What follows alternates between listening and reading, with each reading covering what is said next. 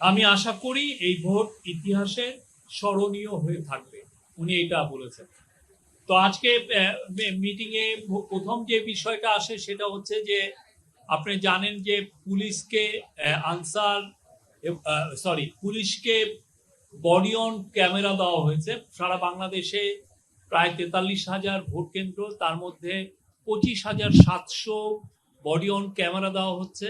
এবং এই body on camera কিভাবে কাজ করছে এইটার একটা ডেমনস্ট্রেশন হয়েছে আজকের মিটিং এ। প্রথমেই এই ডেমনস্ট্রেশনে র্যান্ডমলি 5টা জায়গায় চিফ অ্যাডভাইজার যারা বডি অন ক্যামেরা ক্যারি করছিলেন তাদের সাথে কথা বলেছেন।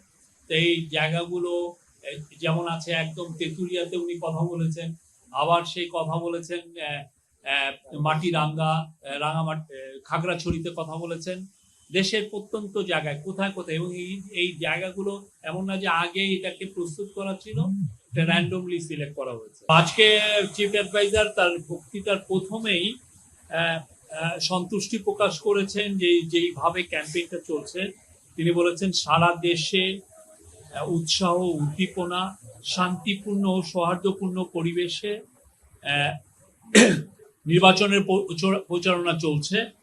উনি বলছেন কেউ কারো বিরুদ্ধে ত্রুটি, কটু কথা কেউ বলছেন না, কোনো অভদ্র আচরণও হচ্ছে না, আমাদের অভদ্র কথাও হচ্ছে না।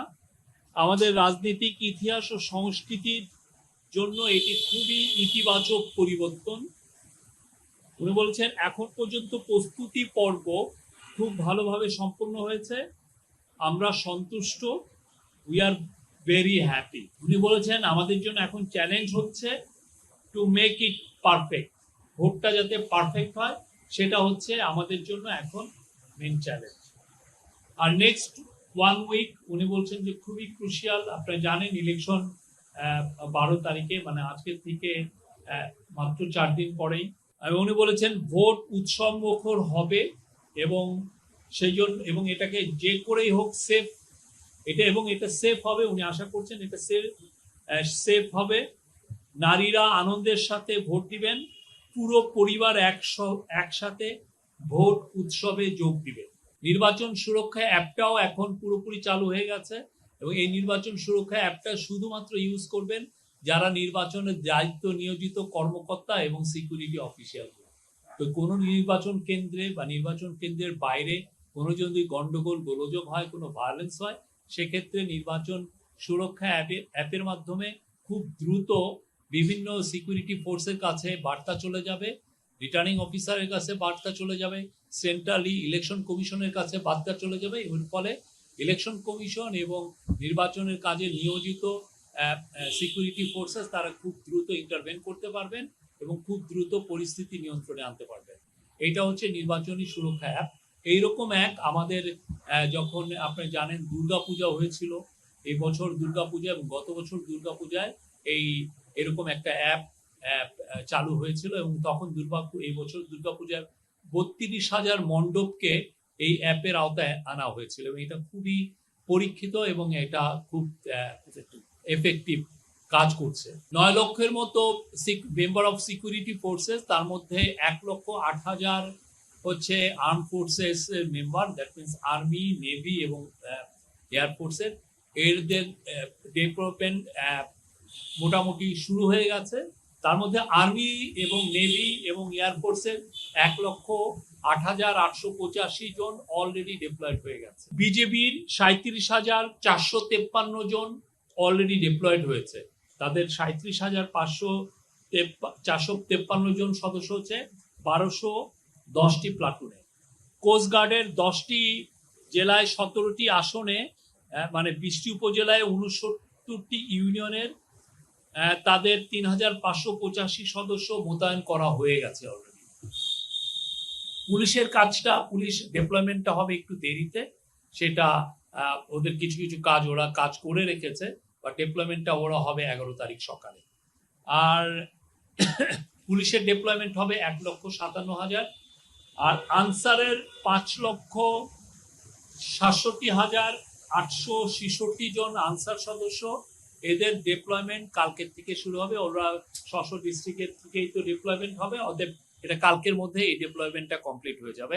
আনসারের যিনি প্রধান এটা জানিয়েছে। র্যাবের কথাও বলেছি, র্যাবের ডিপ্লয়মেন্ট টু টাইম মতো ওরা যখনই সময় হবে ওরা অলরেডি যে কাজগুলো প্রস্তুতিমূলক কাজগুলো করেছেন ডিপ্লয়মেন্টটা শুরু হয়ে যাবে। আজকে ইলেকশন কমিশনের যিনি সেক্রেটারি আক্তার হোসেন উনি জানিয়েছেন যে মোট 299টি আসনে ইলেকশন হচ্ছে। আপনি জানেন শেরপুর 3 আসনের প্রার্থীর মৃত্যুজনিত কারণে এটা স্থগিত আসন হিসেবে ডিক্লেয়ার করা হয়েছে। নির্বাচন আপনারা জানেন নির্বাচনের তফসিল ঘোষণা হয়েছে 11ই ডিসেম্বর 2025। ভোট গ্রহণের তারিখ 12ই ফেব্রুয়ারি। আবারও বলছি, প্রতিদ্বন্দ্বী প্রার্থীর মোট সংখ্যা 2029 জন, আসন সংখ্যা 299 এর কারণে।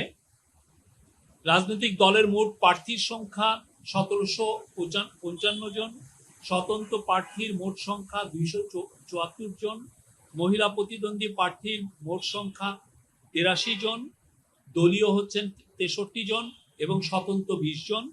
পুরুষ প্রতিদ্বন্দ্বী প্রার্থীর সংখ্যা 1946 জন, দলীয় 1692 এবং স্বতন্ত্র 254 জন। যেহেতু 299টি ভোটারের সংখ্যা, একটু সেই একটি আসনের ভোটার এখানে ক্যালকুলেট হয়নি। তো পুরুষ ভোটারের সংখ্যা হচ্ছে 12,77,11,793 জন। তার মধ্যে পুরুষ হচ্ছে 6,28,25,361 জন, মহিলা 6,28,85,200 জন এবং আমাদের হিজড়া জনগোষ্ঠীর 1232 জন। মোট ভোট কেন্দ্র 42,779। পোস্টাল ভোটের যেটা out of the country postal ভোটের মোট 4,22,960 জনের ব্যালট বাংলাদেশে অলরেডি পৌঁছেছে। আর রিটার্নিং কর্মকর্তা ব্যালট গ্রহণ করেছেন সোফার 2,70,038টি। একটা ইন্টারেস্টিং তথ্য আপনাদেরকে দিচ্ছি, সেটা হচ্ছে যে যারা out of the country voter হয়েছেন পোস্টাল ভোট ব্যালটের মাধ্যমে, তাদের মধ্যে পুরুষ হচ্ছে 94%, নারীর সংখ্যা 6%। বিদেশি পর্যবেক্ষণ প্রায় 400 জন থাকছেন, আর দেশি পর্যবেক্ষক প্রায় 50,000-এর মতো থাকছেন, আর সাংবাদিক থাকছেন সোফার আমরা এস্টিমেটেড করেছি যে 120 জনের মতো বিদেশি সাংবাদিক এই ইলেকশনটা কভার করবেন। আজকে অনেকগুলো ডিসিশনও হয়েছে। তার মধ্যে একটা জিনিস আজকে মিটিংয়ে জানানো হয় যে স্মার্ট নির্বাচন বন্ধু ভোটার যেটা একটা হটলাইন নাম্বারটা ইনাগরেট করা হয়েছে, সেটা হচ্ছে 333-333। নির্বাচন সংক্রান্ত কোনো কমপ্লেন, কোনো অ্যালার্ট, কোনো অভিযোগ, যে কোনো ধরনের ইনফরমেশন আপনারা এই ফোন 333-তে ফোন করে আপনারা জানতে পারবেন এবং সেই বিষয়ে তারা উপযুক্ত, আপনারা যদি কোনো ব্যবস্থা নিতে বলেন সেই অনুযায়ী তারা আপনাদেরকে সে ব্যবস্থাও নেবেন। আর যে আমাদের যে পোস্টাল ব্যালটে out of the country postal ব্যালটের জন্য 124টি দেশে ব্যালট প্রেরণ করা হয়েছে। পাকিস্তান, নেপাল, শ্রীলঙ্কা ও ভারত থেকে আমাদের পোস্টাল ভোট সম্পর্কে জানার আগ্রহ প্রকাশ করেছে। হ্যাঁ, এটা ওরা কিভাবে বাংলাদেশ কিভাবে এটা ইমপ্লিমেন্ট করছে, কিভাবে এটা সাকসেসফুল হচ্ছে, এখানে কোনো ধরনের কোনো ইস্যু তৈরি হচ্ছে কিনা, এগুলো সব তারা জানতে চাচ্ছেন। এই ক্ষেত্রে ইলেকশন কমিশনের সাথে এদের অনেকের মিটিংও হয়েছে। সিসিটিভির 80% অলরেডি ইনস্টল করা হয়েছে, আর বডি অন ক্যামেরার 25,700 অলরেডি ইনস্টল করার প্রায় শেষ। বডি অন ক্যামেরা আমরা গত মিটিংয়েই বলেছি যে 25,500-র মতো, তার আরো 200টা অ্যাড হবে, আর কিছু আগে ছিল সেই। তো মূলত আসলে যেগুলো ভোটিং সেন্টার খুব রিস্কি বা যেটা, সেগুলোকে এটা দেওয়া হচ্ছে। আজকে তো ডেমনস্ট্রেশন, লাইভ ডেমনস্ট্রেশন হলো। সোফার বডি অন ক্যামেরার যেগুলো আমরা দেখেছি সেগুলো সবগুলোই ভালোভাবেই কাজ করছে, এইটুকু বলতে পারি। আর প্রকিউরমেন্টের বিষয়ে আপনারা যারা করেছেন তাদের বিষয়ে তাদের কাছে জিজ্ঞেস করুন। সাংবাদিকদের নিরাপত্তার কোনো ঝুঁকি নাই। বাংলাদেশ সাংবাদিকদের কালকের বিষয়ে আপনারা এই বিষয়ে ডিএমপি কে জিজ্ঞেস করবেন। আমরা এই বিষয়ে আমি বলছি তো এই পুরো বিষয়ে আমরা অলরেডি একটা স্টেটমেন্ট দিয়েছি। আরো যদি ফার্দার আপনারা ইনফরমেশন জানতে চান আপনারা ডিএমপির সাথে কথা বলবেন। ঝুঁকিপূর্ণ কেন্দ্রর বিষয়টা বারবার আপডেটেড হচ্ছে এবং এটা আমরা একদম শেষের দিন পর্যন্ত আমরা জানাতে পারবো। তার আগে যেটা হয়েছে যে এই পুরো কেন্দ্রগুলো নতুন করে রেকি করা হয়েছে, এটা দেখা হয়েছে সক্ষমতাটা কতটুকু, এবং একদম শেষে যদি দেখা যায় যে আমরা ওয়াল বা কোনো এগুলো দিতে পারছি না, সেক্ষেত্রে বাঁশ দিয়ে হলেও এটার একটা যাতে আলাদা সেপারেটেড একটা করা যায় সেই কাজগুলো করবে। তো আমরা আশা করছি যে ইলেকশন আসতে আসতে ঝুঁকিপূর্ণ কেন্দ্রের সংখ্যা একদমই মিনিমাম থাকবে। আর সব কেন্দ্র ইতিমধ্যে প্রত্যেকটা কেন্দ্রে প্রায় 43,000 কেন্দ্রের প্রত্যেকটা কেন্দ্রই গোয়েন্দা নজরদারিতে এসছে।